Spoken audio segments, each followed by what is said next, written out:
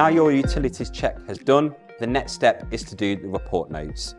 This is where you can populate the landlord's name or the letting agent or property manager's name and number if applicable. If you want to do that, you just hit the yes button, populate the name, so I'll just put Joe Bloggs in here, then a contact number.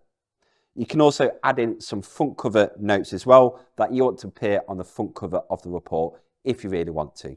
If you don't want to do that, you just leave it blank, you hit done, and then you just move on to the next step. The next step is to then record any health and safety alarm compliance questions and fire door compliance if applicable. So if you just click into health and safety alarm compliance, it will bring up a list of questions. The questions that we bring up are relevant to where that property is in the country, whether it's England, Scotland, Wales or Northern Ireland. So then you just go through and answer the relevant questions. If you want some more context on the questions you're answering, you just hit the tooltips button. So if you just hit the tooltip or question mark against the relevant question, it will bring up some more context about the question you're answering.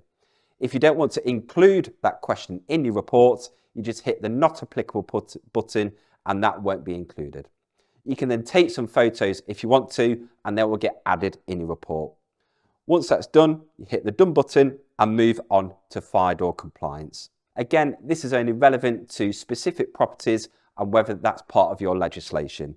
If you want to answer those questions, you hit the yes button, those questions pop down, and you just work your way through the questions and answer yes or no to those questions.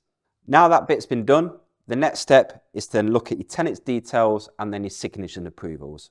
But my personal preference is to do the check-in step because you're still at the property completing these important questions.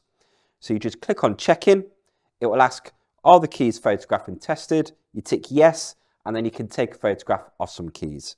The same with the appliance manuals as well, and then you scroll down and then you've got some optional questions about fitness for human habitation.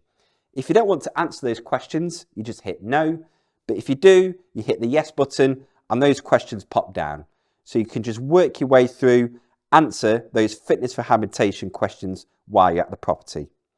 The answer will go green if it's a positive answer and go red if it's a negative answer.